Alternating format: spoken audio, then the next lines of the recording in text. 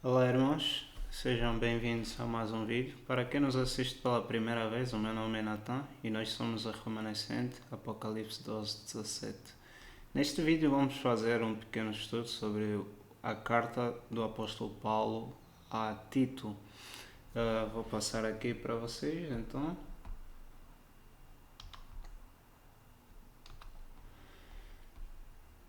Vamos começar no capítulo 1, verso 1. O apóstolo Paulo começa a sua carta dizendo o seguinte: Paulo, servo de Deus e apóstolo de Yeshua, o Messias, segundo a fé dos eleitos de Deus e o conhecimento da verdade que é segundo a piedade.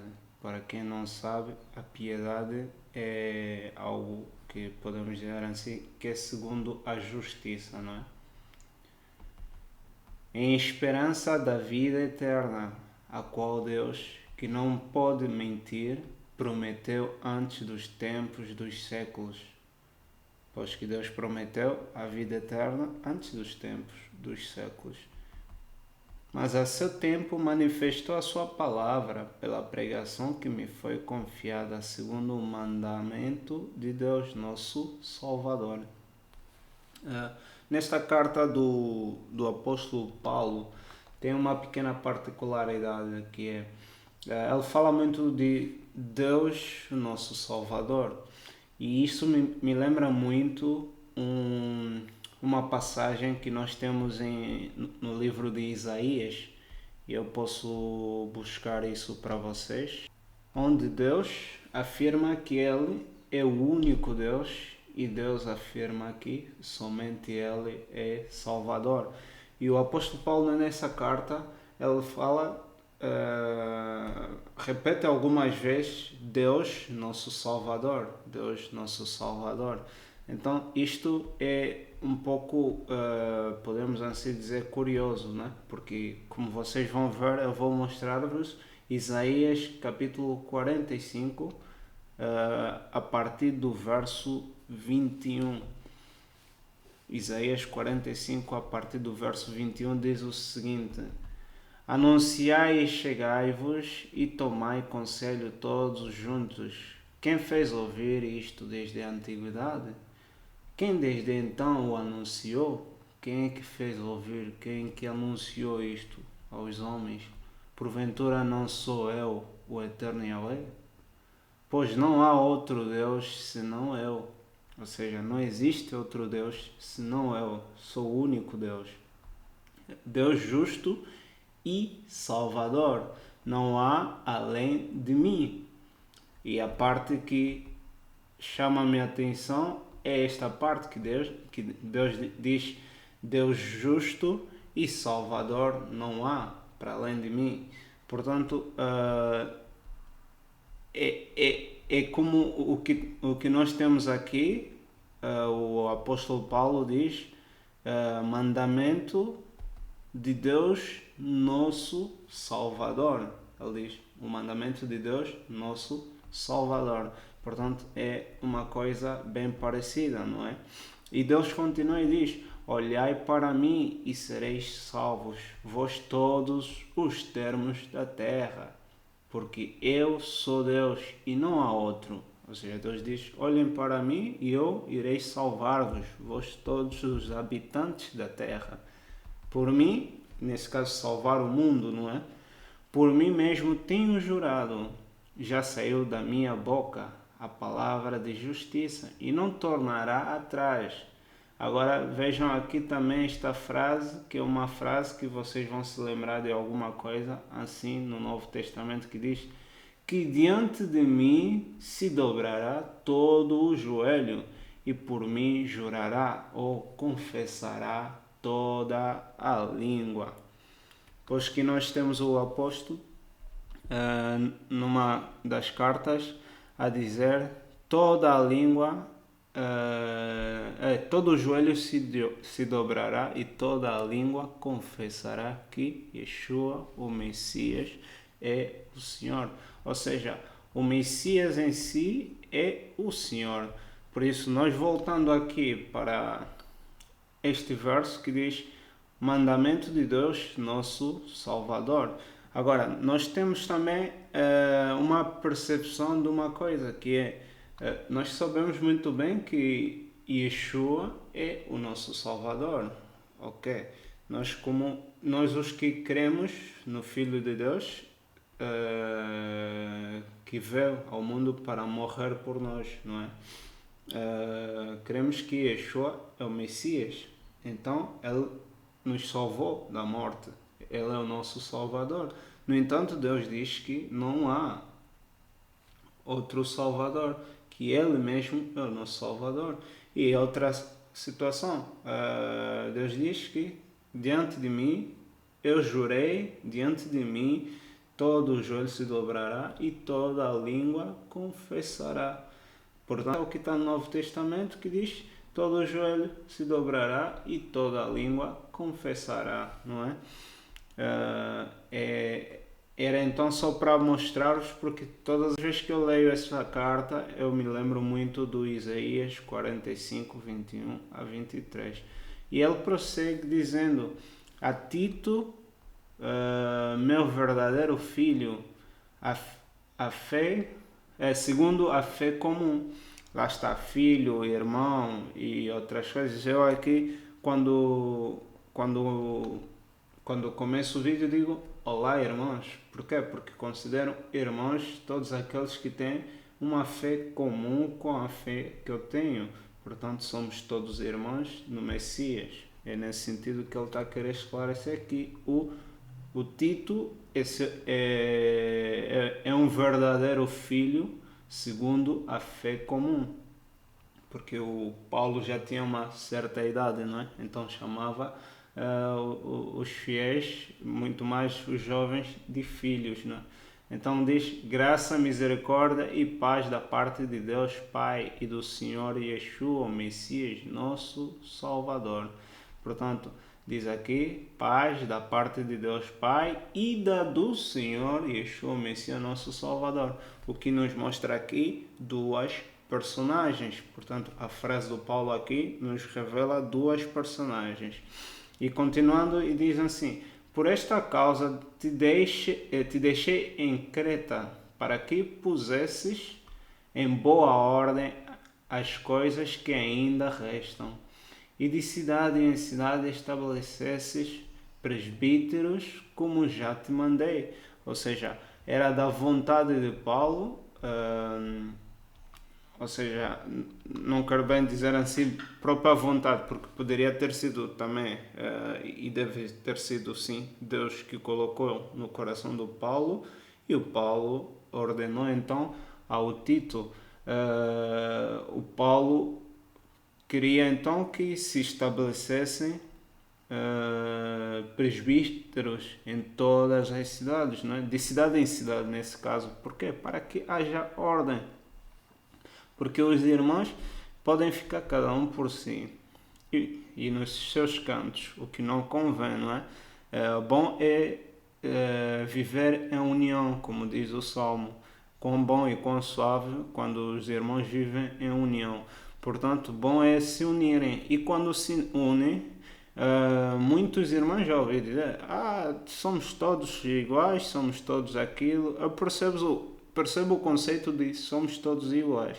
Mas aqui na Terra, e nós seres humanos, um grupo de pessoas sem uma pessoa a encabeçar este grupo é uma confusão, gera sempre uma confusão, há sempre problemas, há sempre uma desordem.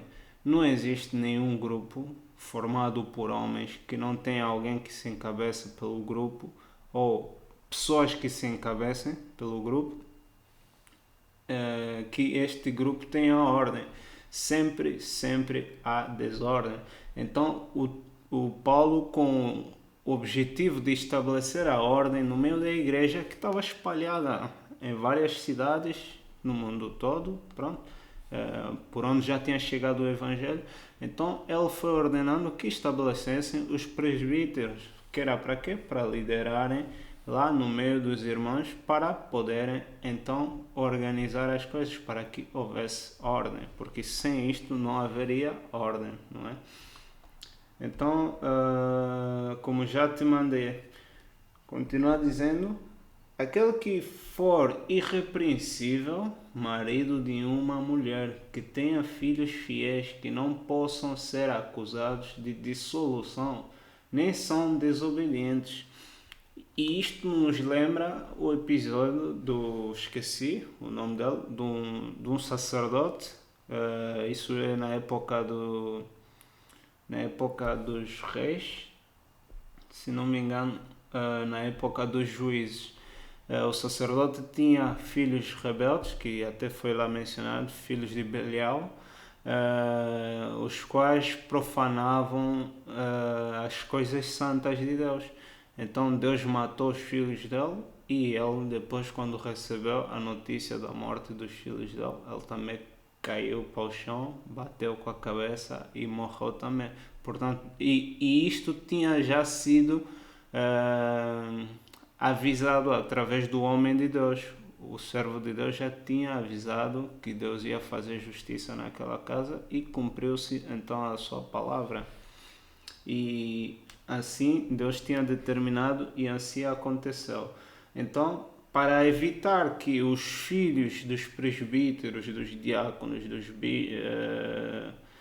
bispos, eu acho que o Paulo também fala do bispo, isto também nos lembra também a carta, a primeira carta ao Timóteo, né? Primeira epístola de Timóteo, capítulo 3, verso 1 a 11.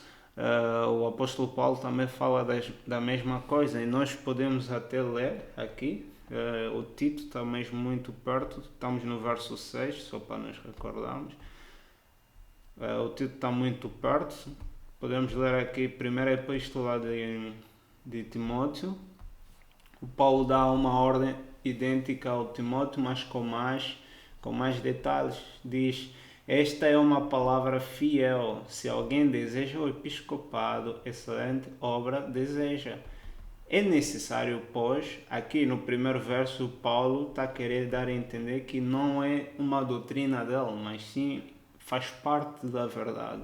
É necessário, pois, que o bispo seja irrepreensível, marido de uma mulher. Ou seja, o bispo só poderia ter uma mulher. Por que ele enfatiza marido de uma mulher? Porque na altura eles tinham... muitos homens tinham mais do que uma mulher. E isto não era proibido por lei. Não é lei de Deus, mas sim lei dos homens, como hoje em dia é proibido, hoje pela Constituição de várias nações, incluindo Portugal. Um homem só pode ter uma mulher ou uma concubina. Eu acho que tendo uma concubina nem pode ter uma mulher, e tendo uma mulher não pode ter uma concubina. Portanto, o homem só pode se unir legalmente com apenas uma mulher, segundo a Constituição portuguesa e de muitos outros países, não é? Na altura não, na altura, como era muito comum o chamado poligamia, então isto não era proibido por lei. Nesse caso, havendo muitas pessoas nessas situações, o Paulo então tinha que deixar claro que quem tivesse nessa situação não teria acesso ao serviço no meio da igreja, como o apostolado, não é? Como é que diz aqui?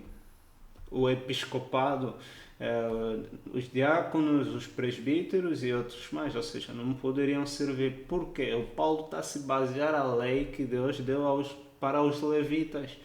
Deus definiu que o levita tinha que ser marido de uma mulher, mas não disse nessas palavras marido de uma mulher, disse que tinha que casar-se com uma mulher. Portanto, o sacerdote levita não podia casar-se com mais do que uma mulher.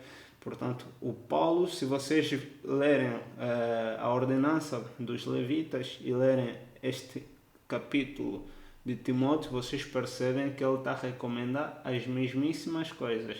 Também Deus, quando os filhos do Arão morreram com fogo, porque ofereceram um fogo estranho, deveriam ter usado um incenso estranho ou qualquer coisa, não estavam sóbrios porque estavam sob efeito do álcool.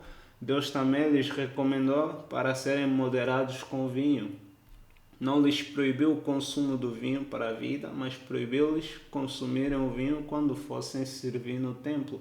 Por isso, Paulo também aqui recomendam que essas pessoas que vão servir a Deus não sejam dados ao vinho. Portanto, são coisas muito semelhantes. Por isso que ele, no começo do capítulo 3, ele diz que esta é uma palavra fiel, para dar a entender que ele não está aí a inventar uma doutrina, não é? Então, diz aqui, vamos repetir: é necessário, pois, que o bispo seja irrepreensível, marido de uma mulher, vigilante, sóbrio, honesto, hospitaleiro, apto para ensinar. Não dado ao vinho, não espancador, não cobiçoso, de torpe ganância, mas moderado, não contencioso, não avarento. Dado ao vinho, está aqui o que eu estava a dizer, não é espancador, e é importante reter. Alguns pegam isso e dizem, pois, Paulo disse para não bebermos o vinho. Pronto. Primeiramente, que fique claro que o Paulo está a dar mandamentos para aqueles que vão exercer o episcopado. Não quer dizer que a sociedade toda tem que ser assim. Pronto, nós vamos tirar o que é bom e retemos, não é? E segundo, o Paulo não está a dizer para essas pessoas nunca beberem o vinho, porque o pessoal faz a comunhão com vinho. E eles é que dirigem a comunhão e tomam, bebem do vinho também. Portanto, o Paulo não está a dizer isso.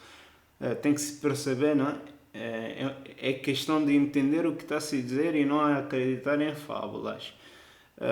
Paulo está a dizer não dado ao vinho, não dado ao copo, não dado à adrenalina, ou seja, ter moderação no consumo de uma determinada coisa, para não cair num vício, não é?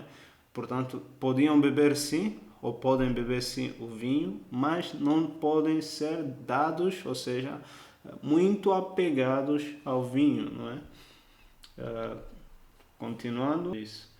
Que governem bem a sua própria casa, tendo seus filhos em sujeição com toda a modestia.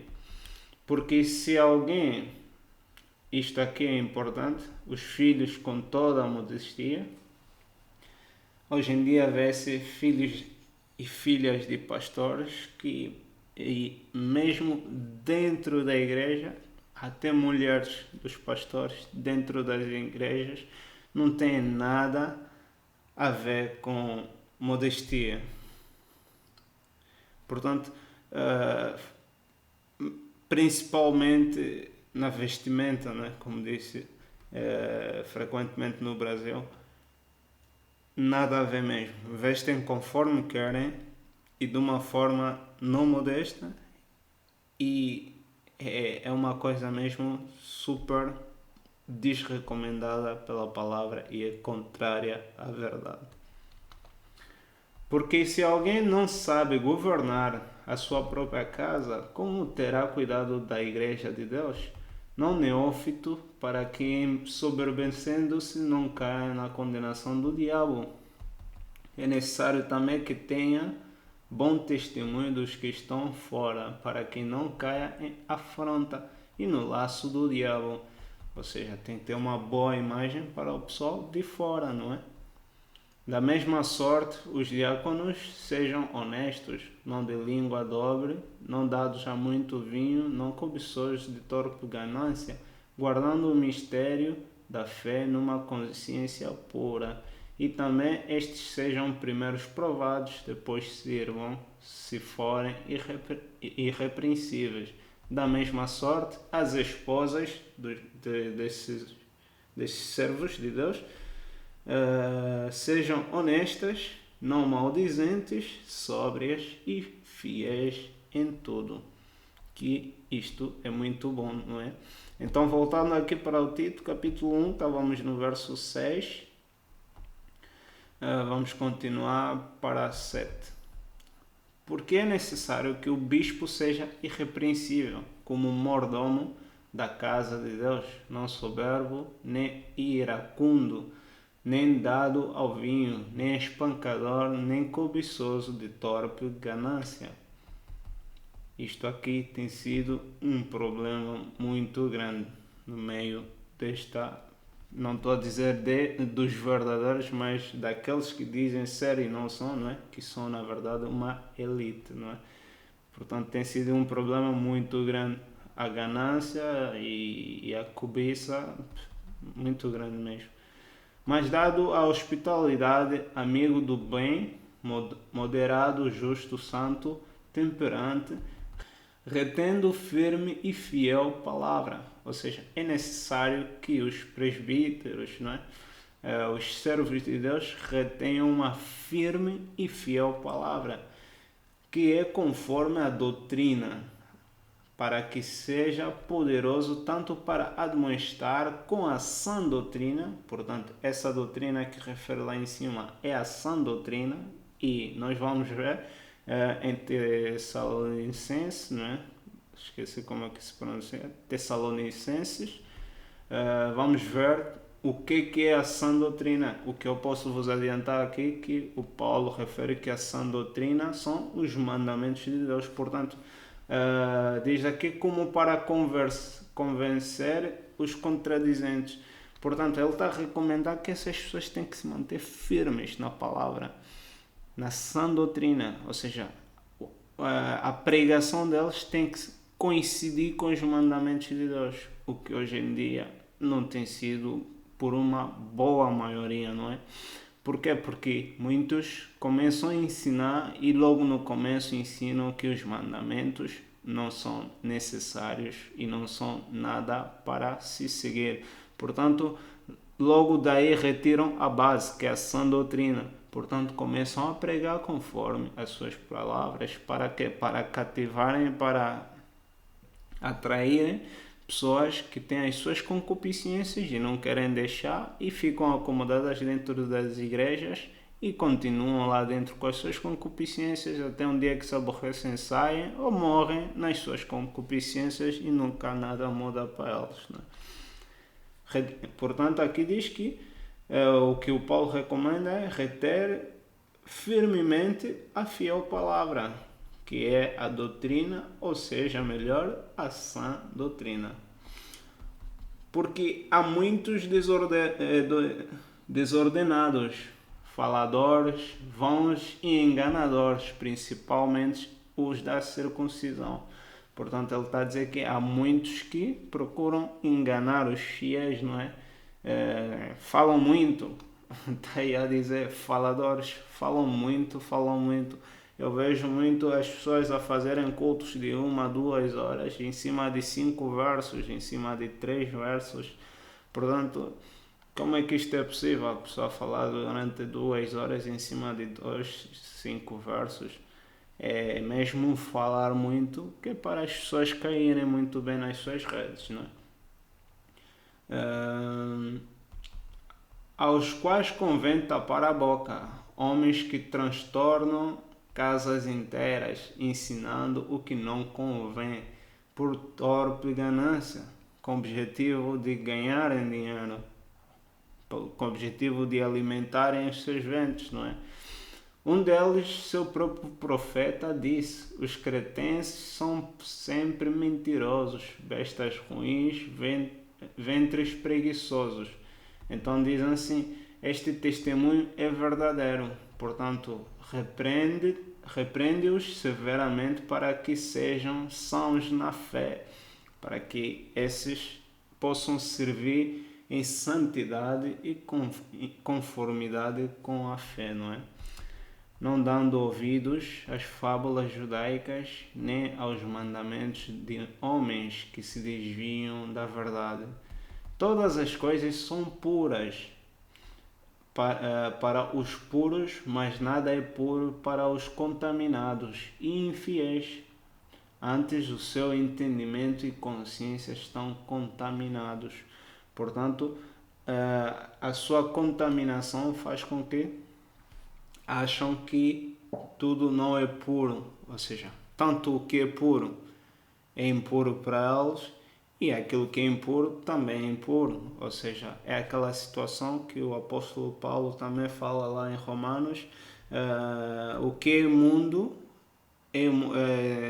aquilo que é imundo para aquele que acha que é imundo, porque uma coisa que Deus disse, ele estava a se referir à carne, né? Comer a carne. Os outros pensavam que a carne em si, qualquer tipo de carne era imunda e que devíamos só comer os legumes. Então ele disse, se acham que uma coisa, por outras palavras, disse, se acham que uma coisa que é pura, Deus criou animais que permitiu o homem comer. Portanto, se acham que é imundo para eles.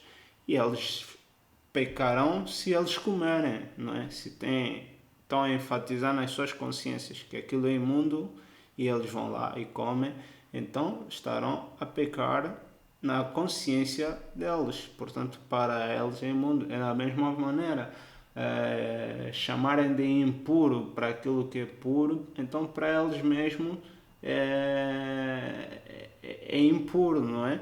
E chamarem de puro aquele que é impuro, então para eles mesmos essas coisas são puras, sendo elas impuras. Então diz, confessam que conhecem a Deus, mas negam-no com as obras, sendo abomináveis e desobedientes e reprovados para toda a boa obra. E daí eu vou vos lembrar aquilo que o Messias disse. Muitos virão e me dirão naquele dia, Senhor, Senhor, não profetizamos nós em teu nome, não ensinamos em teu nome, não fizemos milagres em teu nome. E ele diz, e eu os direi, apartai-vos de mim, vós que praticais a iniquidade. Ok? Falam de mim, pregam sobre mim, fizeram milagres em meu nome, ok, não faz mal, profetizaram em meu nome, tá bem, vocês dizem isso, mas eu sei que vocês cometem pecado, vocês transgredem contra a lei, portanto apartai-vos de mim, vocês que transgredem contra a lei, que cometer iniquidade é pecar, e pecar é transgredir contra a lei. É cometer transgressão contra a lei, e vocês podem ver isso no estudo que nós temos publicado da primeira carta de João. Está lá na primeira epístola de João. João define o que é o pecado. Então vamos passar para o... portanto, só para acrescentar mais uma coisa, essas pessoas pregam, falam de Deus, não é? Mas depois negam aquele que eles falam sobre ele com as suas próprias obras, fazendo aquilo que não é bom aos olhos de Deus, aquilo que é contrário à justiça de Deus. Assim negam aquele de quem falam lá em cima dos púlpitos com as suas obras. Capítulo 2 diz, tu porém fala o que convém à sã doutrina, os velhos que sejam sóbrios, ou seja, o que convém segundo os mandamentos de Deus.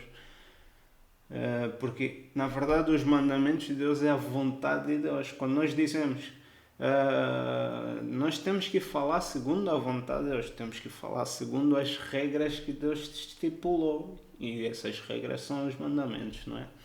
E continua dizendo, os velhos que sejam sóbrios, graves, prudentes, sãos na fé, no amor e paciência. As mulheres idosas semelhantemente que sejam sérias no seu viver, como convém às santas mulheres, não caluniadoras, não dadas a muito vinho. Lá está. Não dado a muito vinho, ou seja, podem beber, mas que não cheguem a um ponto que são dadas a muito vinho. Mestras no bem, que tenham a perfeição em fazer o bem por causa da idade, não é? A idade traz experiência, nem sempre, mas quando há juízo é sempre. A idade traz experiência. Para que ensine as mulheres novas a serem prudentes, a amarem seus maridos, a amarem seus filhos, a serem moderadas, puras, boas, donas de casa, sujeitas a seus maridos, a fim de que a palavra de Deus não seja blasfemada. Exorta semelhantemente os jovens a que sejam moderados, Em tudo te dá, por exemplo, de boas obras. Ou seja, em tudo te dá, por exemplo, de boas obras. Mostrar as boas obras. Na doutrina mostra incorrupção, ou seja, que não te deixes corromper do teu caminho, que é segundo a sã doutrina, mas permanece nele firme, não é? Gravidade, sinceridade, linguagem sã. Isto é uma coisa que hoje em dia é difícil. E eu também tenho estado a lutar muito contra isso. É uma coisa que infelizmente os outros nem querem lutar, não estou a dizer todos, né? Uma boa maioria já não se preocupa com isso porque tornou-se tão normal o crente ter uma mesma linguagem que uma pessoa que não crê. Os palavrões, aquelas palavras que chamam de grosseiras, grossas, por isso que é palavrão, né? Palavras grandes, pesadas. Portanto, nós temos que tirar as coisas torpes. A palavra diz: não se ache nenhuma palavra torpe nas vossas bocas. Nós temos que ter uma linguagem controlada. Nós temos que ter a linguagem controlada. Não pode se achar palavras torpes na nossa boca, em todas as nossas palavras, ao acordar até, desde o acordar até dormir, não é? Por isso dizem aqui, linguagem sã e irrepreensível, para que o adversário se envergonhe, para que Satanás tenha vergonha, não tendo nenhum mal que dizer de vós, não tendo nada que nos acusar, não é? Não tendo nenhum motivo para acusar-nos. Exorta os servos a que se sujeitem a seus senhores e em tudo agradem, não contradizendo. Isto é uma coisa que o apóstolo Paulo chama a atenção. Os servos que são desobedientes ou que faltam respeito aos seus senhores, querem fazer as coisas segundo o que eles acham e não segundo aquilo que os seus senhores lhes mandam fazer, não é? Por isso diz aqui, não contradizendo. Por isso que é mesmo o senhor diz, ou o patrão, ou o chefe diz uma coisa e tu contradizes com a tua opinião, né? Queres que seja segundo a tua vontade. Não é assim. Não defraudando, antes mostrando toda a boa lealdade, leal, para que em tudo sejam ornamento da doutrina de Deus, nosso Salvador. Hoje em dia há pessoas que se dizem cristãos, não é? E no trabalho roubam os seus patrões, roubam os recursos do trabalho para uso próprio, e isso tudo às escondidas, mas falam sempre de Deus, uma coisa que o Paulo está aqui a chamar a atenção, porque a graça salvadora de Deus se ha manifestado a todos os homens, que é Yeshua, né? Ensinando-nos que, renunciando à impiedade, renunciando à injustiça e às concupiscências mundanas, vivamos neste presente século sóbria e justa e piamente, ou seja, sobriamente, justamente e piamente, conforme a vontade de Deus, conforme os mandamentos de Deus, a sã doutrina, aguardando a bem-aventurada esperança e o aparecimento da glória do grande Deus e nosso Salvador, Yeshua, o Messias. É como tinha dito no início, aqui o apóstolo Paulo usa muito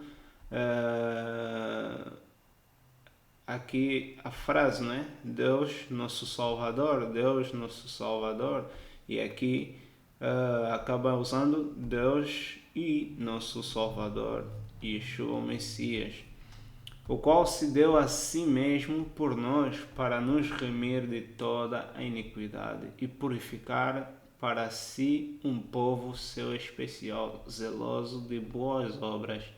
Fala disto e exorta e repreende com toda a autoridade. Ninguém te despreze. E nesse caso pela mocidade ou por ser estrangeiro ou qualquer outra coisa, não é? Semelhante. Vamos aqui para o capítulo 3, que é para terminarmos. Então diz: admoesta-os a que se sujeitem aos principados e às autoridades, que lhes obedeçam e estejam preparados para toda a boa obra. Portanto, isto também é uma coisa que tem sido muito complicada. Hoje em dia é muito comum no meio de pessoas que se dizem ser crentes faltarem respeito às autoridades, polícias. Quando vêm polícias a serem espancados por pessoas violentas e desobedientes, ficam alegres. Ainda bem que apanharam. Que problema é que um fiel tem com a polícia? Que é uma autoridade que foi instituída para o nosso bem, para garantir a segurança da sociedade. Mas não, ficam felizes. Ofendem os polícias, faltam ao respeito, não cumprem as ordens dos polícias, querem mostrar que eles têm direito de não sei quê, por coisas que eu posso assim dizer, coisas vãs, e acabam faltando respeito à autoridade. Ofendem os dirigentes, primeiros ministros, presidentes, falam sem maneira, sem respeito nenhum. Hoje em dia nós vemos até nos Estados Unidos isto é muito frequente. Por exemplo, a forma como as pessoas ofendiam o presidente Trump era como se eu até olhava e me perguntava, mas esse homem é mesmo o presidente dos Estados Unidos? Portanto, é uma pena, não é? Pessoas que são cristãs terem este tipo de comportamento. Pessoas que se dizem crentes terem este tipo de comportamento. Mas vão dizer, aquele não é uma boa pessoa, não é uma boa autoridade. Mas o que acontece também é que na história toda do mundo sempre foi assim. Os líderes nunca fizeram 100% a vontade do povo. Portanto, Paulo podia ter dito: não obedeçam-nos, porque eles também às vezes cometem. Não. O Paulo está a querer dizer, se ele está naquele lugar, é para você obedecer. Porquê? Porque a lei diz isso. Para temer as autoridades, para ter temor às autoridades, aos líderes do povo, não é? Portanto, isto envolve toda a linha das autoridades. Eu tenho que respeitar o polícia, tenho que respeitar o presidente. Se eu não gostar do presidente, na mesma, quando ele estiver na minha frente, eu tenho que respeitá-lo. Não posso ofendê-lo em público, nem mesmo pessoalmente. Não posso o fazer. Ele é presidente, tenho que obedecer e como diz também noutra carta, temer a autoridade, não é? Porque isto é bom diante de Deus, porque o Paulo diz que estes elementos são instituídos por Deus. Portanto, nós temos que ter respeito por eles, porque Deus os permite estarem neste lugar para...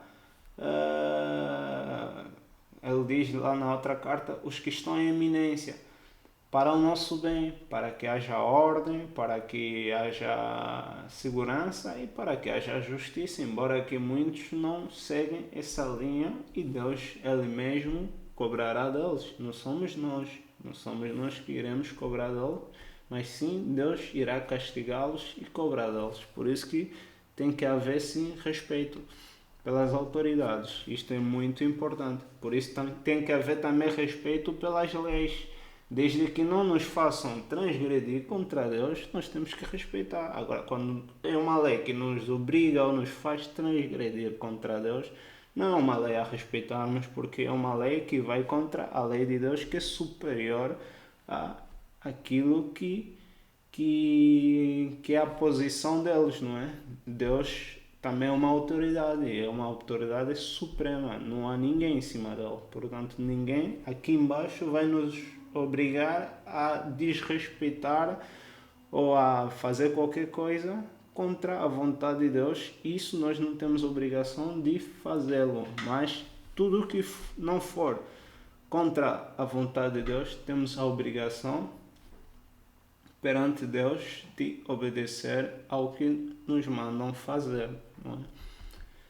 Que a ninguém infame, nem sejam contenciosos, mas modestos, mostrando toda a mansidão para com todos os homens.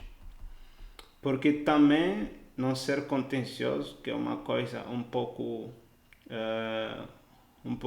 difícil de encontrar, cristãos não contenciosos, sempre querem contendas porque pronto, alguém pensou diferente deles, e isso não deve acontecer. Temos que evitar as contendas, não é? Porque também nós éramos noutro tempo insensatos, nós também não tínhamos noção, éramos sem noção, desobedientes, extraviados, servindo a várias concupiscências e deleites, vivendo em malícia e inveja, odiosos, odiando-nos uns aos outros. Ou seja, todos nós fomos assim, portanto temos que reconhecer que por isso nós passamos, fomos perdoados e nós estamos a caminhar bem, então temos que ajudar o nosso próximo e não estar a provocar lutas, brigas, contendas e essas coisas, evitar isso. Mas quando apareceu a benignidade e amor de Deus, nosso Salvador, para com os homens, não pelas obras de justiça que houvéssemos feito, mas segundo a sua misericórdia, nos salvou. Ou seja, como diz lá em Efésios, a salvação não é pelas obras, mas é um dom que Deus nos deu. Não porque nós fizemos alguma coisa. Por isso, se alguém quiser ser salvo, não tem que pensar que para eu ser salvo tenho que deixar de fazer isso e passar a fazer aquilo. Não, precisas de ser salvo para então deixar aquilo que é mal e passar a fazer aquilo que é bem. Porque não há nenhuma obra que nos traga de salvação. Não há, nem há um preço para comprarmos a salvação. Portanto, não é pelas obras de justiça, mas sim segundo a misericórdia e a graça que Deus nos dá. É gratuito. Não é pelo esforço nem pelo dinheiro. Nos salvou, misericórdia, nos salvou pela lavagem da regeneração e da renovação do Espírito Santo. Por isso também é essencial o batismo, não é? Crer e ser batizado para recebermos o Espírito Santo, que abundantemente Ele derramou sobre nós por Yeshua, o Messias, nosso Salvador, para que, sendo justificados pela sua graça, sejamos feitos herdeiros segundo a esperança da vida eterna. Amém. Fiel é a palavra, tal como ele disse lá em Timóteo. Esta palavra é fiel, ou seja, isto não vem de mim, mas sim é segundo a vontade de Deus. E isto quero que deveras afirmes, para que os que creem em Deus procurem aplicar-se às boas obras. Hoje em dia as obras não sei lá o quê, as obras não importam para Deus, o que importa é o coração. E eu pergunto, então o que é que importa de coração ou no nosso coração a Deus? Não é os bons pensamentos, as boas obras que nós praticamos com o coração? Isso sim é que importa. Portanto, as obras importam. As obras não importam para sermos salvos, mas uma vez salvos temos que caminhar fazendo boas obras, porque, como disse Yeshua, como é que uma boa árvore vai dar maus frutos e como é que uma má árvore vai dar bons frutos? Portanto, pelas obras nós conseguimos ver a qualidade da árvore. Está lá escrito no Evangelho de João. Procurem aplicar-se às boas obras. Portanto, nós temos que viver todos os dias a converter-nos às boas obras e deixar as más obras. Este é o verdadeiro crente, este é o verdadeiro seguidor do Filho de Deus e este é o verdadeiro Filho de Deus. Estas coisas são boas e proveitosas aos homens. Portanto, esta palavra são boas palavras e proveitosas para os homens, pois que ele se baseia na vontade de Deus, na lei de Deus. Portanto, ele está a passar um bom ensinamento para um bom proveito, né?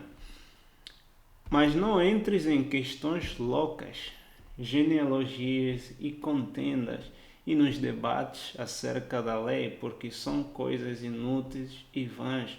As pessoas ficam a debater inutilmente.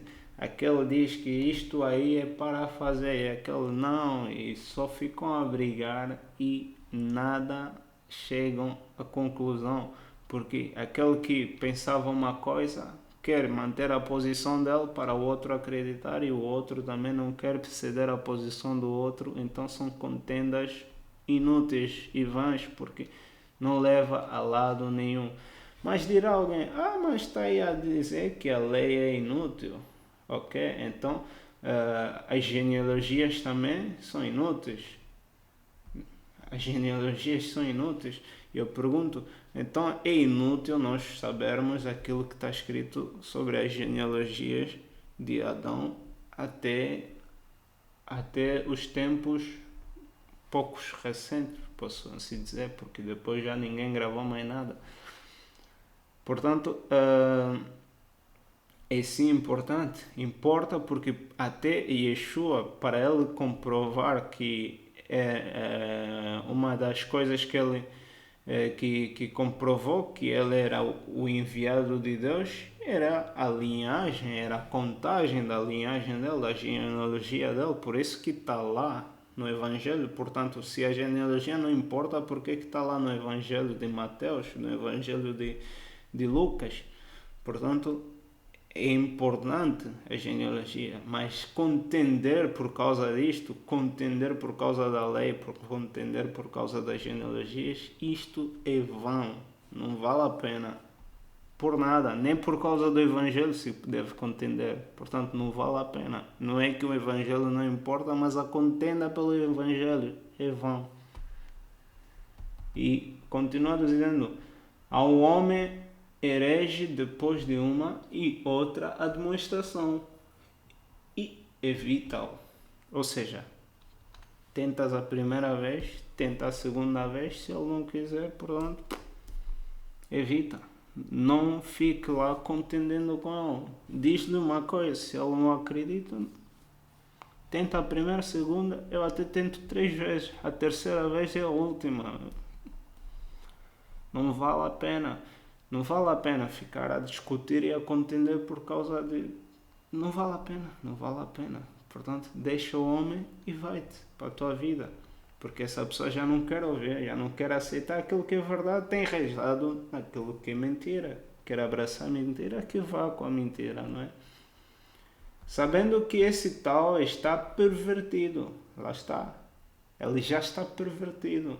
E peca, estando já em si mesmo condenado, já está condenado em si mesmo. Portanto, vão é você ficar aí a lutar, a discutir com ele. Portanto, tentas uma vez, outra e desistes. E até o Messias disse, não deem as vossas pérolas aos porcos, senão eles voltam-se contra vocês e despedaçam-vos. Portanto, é a mesmíssima coisa. As pessoas têm que saber aprender. O que o Messias disse é uma coisa muito importante, não dar as pérolas aos porcos. E os porcos são estes que o Paulo está aqui a dizer, pessoas pervertidas, que pecam em si mesmo já estão condenados, não vale a pena. Quando te enviar Ártemas ou Tíquico, procura vir ter comigo a Nicópolis, porque deliberei invernar ali. Acompanha com muito cuidado Zenas, doutor da lei, e Apolo, para que nada lhes falte. Portanto, aqui o apóstolo Paulo está a exortar o Tito a acompanhar Zenas e Apolo. Zenas, nesse caso, que é doutor da lei, que é alguém que ensinava a lei no meio da igreja, e Apolo, para que nada lhes faltasse, não é? Por isso que lá em Atos nós temos também pessoas que intervêm no meio do como é que eu posso dizer, de uma reunião, né, que eles tiveram acerca de se os gentios deveriam cumprir certas coisas que estão na lei ou não. E ali havia opiniões e aqueles que eram zelosos da lei diziam não, eles têm que guardar já toda a lei. E os outros diziam, epá, temos que ter calma, para eles irem com calma. Eles vão ter que guardar isso de primeira e o resto vão aprender quando forem aos sábados nas sinagogas. Irão aprender, não é? Portanto, temos que ter calma. E os outros, não, tem que guardar já tudo. Porquê? Porque no meio já haviam pessoas que eram muito zelosas da lei. E havia também doutores da lei que ensinavam a lei. E o próprio Paulo fala na carta aos Coríntios, na segunda carta, que havia pessoas que tinham os seus corações cobertos, endurecidos, e os seus olhos cobertos por um véu, o qual se levantava na lição do Velho Testamento e mesmo quando se lia Moisés. Ler Moisés é a leitura da lei, portanto eles ensinavam a lei sim na igreja primitiva, depois de Yeshua. Então, continua dizendo, e os nossos aprendam também a aplicar-se às boas obras, ou seja, que os nossos também possam aprender a praticar as boas obras que são ensinadas nas coisas necessárias para que não sejam infrutuosos, como hoje em dia boa parte são infrutuosos. Insistem, perseguirem, continuarem, não é? A fazerem as coisas do mundo e não querem se livrar delas, e quando alguém tenta os admoestar a não se apegarem a essas coisas, quase que vêm despedaçá-lo. Surge uma era que nunca se entende de onde é que vem. Então ele conclui aqui a carta dele dizendo, saúdam-te todos os que estão comigo, saúda tu os que nos amam na fé. A graça seja com vós todos. Amém. Então, assim nós terminamos. Portanto, o Paulo exorta aqui para que nós possamos obedecer às autoridades. Isto envolve também obedecer às regras estipuladas. Dizem para fazer uma coisa, temos que fazer. Temos que cumprir. É como os cristãos que roubam os impostos. Eu conheço pessoas que dizem ser cristãos e crentes e roubam impostos. Isso não é uma coisa conforme aquilo que nós aprendemos. Isto não é a vida de um verdadeiro filho de Deus. Um verdadeiro filho de Deus é obediente àquilo que as autoridades dizem para fazer e por nós não estamos a obedecê-los. E eu volto a repetir, porque muitos vão dizer, temos que fazer aquilo. Atenção, nós conhecemos a verdade, a vontade de Deus. Quem não conhece tem que aprender.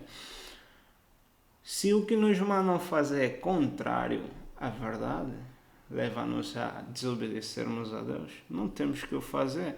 O Daniel, quando lhe disseram para não orar a Deus, não invocar o nome de Deus, isto é contrário à vontade de Deus.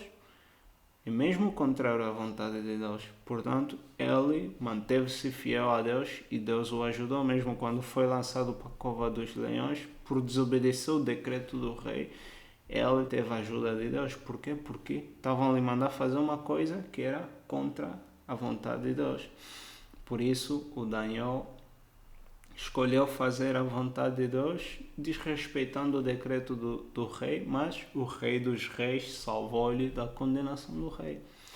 Agora, se o Daniel tivesse a desrespeitar um decreto que não era uma coisa que lhe dissesse, que lhe fizesse agir contra Deus, contra a vontade de Deus, e o condenassem, portanto o rei estava a condená-lo justamente, portanto o Daniel ia sofrer as suas consequências, mas como o rei estava a condená-lo injustamente, porque ele não guardou o decreto do rei para obedecer a Deus, porque o decreto do rei lhe fazia transgredir contra Deus.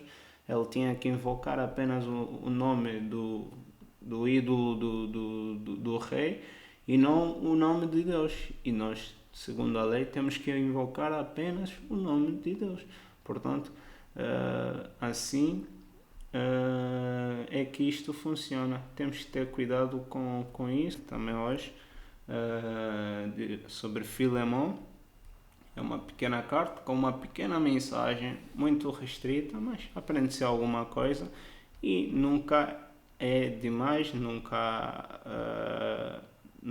é em vão, não é? Aprendermos mais alguma coisa. Então que Deus vos abençoe, paz de Yeshua seja convosco. Amém.